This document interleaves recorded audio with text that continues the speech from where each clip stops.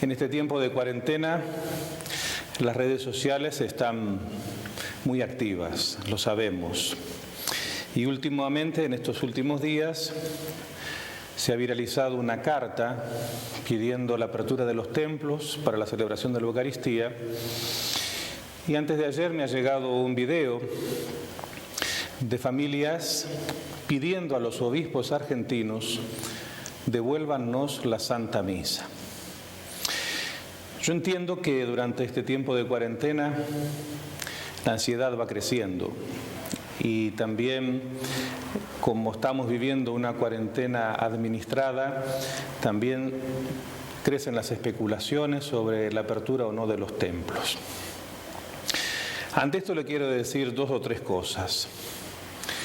La primera, que dice la palabra de Dios en la carta a los Romanos, en el capítulo 13, y en la primera carta de Pedro, en el capítulo 2, que tenemos que obedecer a las autoridades civiles.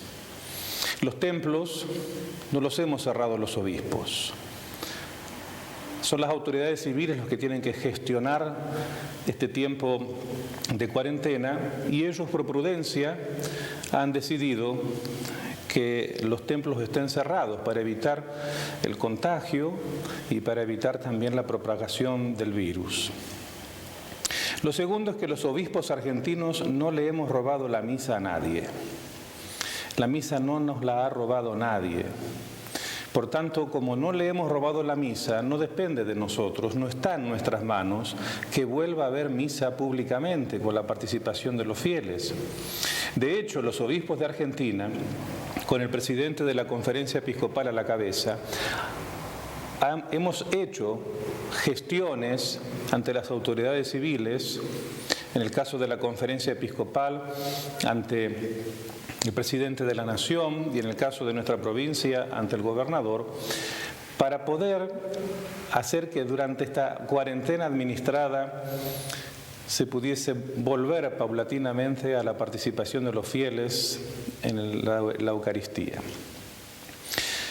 De la Presidencia de la Nación han respondido ayer justamente que si bien van a seguir estudiando esta propuesta, todavía no se ve conveniente abrir los templos.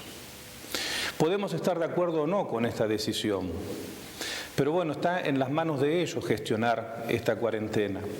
Por tanto, no podemos nosotros, los obispos, abrir los templos y desobedecer a las autoridades civiles. Que por otra parte, lo único que podemos hacer los obispos es dispensar del precepto dominical. Tercero, se argumentaba que el Papa había dicho en una de sus homilías en la casa de Santa Marta que la Iglesia no puede vivir sin los sacramentos y sin la comunidad, que no nos tenemos que acostumbrar a la Iglesia virtual. Eso es verdad. No podemos acostumbrarnos a esto, que es extraordinario, porque precisamente estamos viviendo un tiempo extraordinario. Lo ordinario es que cuando todo esto se vuelva a normalizar, podamos reintegrarnos a la vida sacramental y a la vida comunitaria. Mientras tanto, como dice la palabra de Dios, tenemos que obedecer. No podemos llamar a la desobediencia.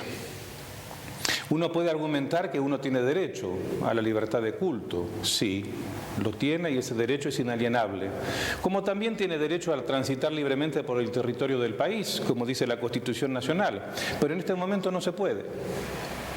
Y no se puede no por capricho, sino por una cuestión de prevención y también de caridad, porque al cuidarme yo, estoy cuidando a otros. Pero el mismo Papa que dijo que no nos podemos acostumbrar a la iglesia virtual, también dijo que tenemos que cuidarnos de otro virus mucho más peligroso que el COVID-19, y es el virus de la presunción y del egoísmo, el pensar que a mí no me puede pasar. Y lo segundo es pensar que como a mí me va bien, ya está. Y no es así. Tenemos que pensar en muchos hermanos que la están pasando muy mal. Esto que pasa aquí en Argentina está pasando prácticamente en todo el mundo. Por tanto, quiero repetirles para el bien de todos: no nos angustiemos ni tampoco nos llenemos de ansiedad, porque esto no nos ayuda para nada. También los sacerdotes extrañamos tener la misa con los fieles. También los sacerdotes estamos, de alguna manera, viviendo junto con todos, o como todos, este tiempo de cuarentena. Pero les quiero decir que aunque aunque los templos estén cerrados, la Iglesia no está durmiendo. Se sigue atendiendo a los enfermos.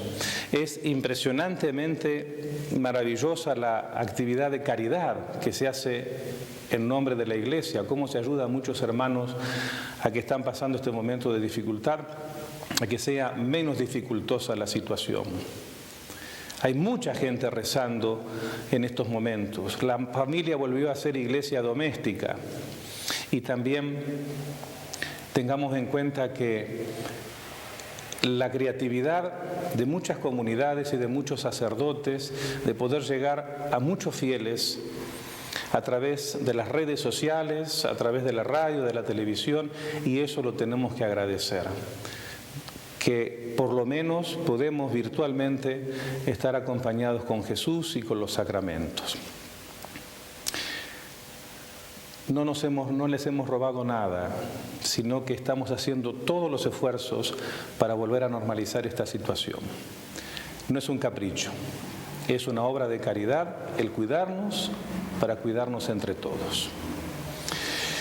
Espero que esto les haya aclarado para tener el discernimiento de todo lo que anda pululando en las redes sociales, que a veces uno piensa que hace bien, pero lo que hace es generar más ansiedad y angustia. Y esto, aclaración, no es un descargo, sino es para el bien de todos nosotros.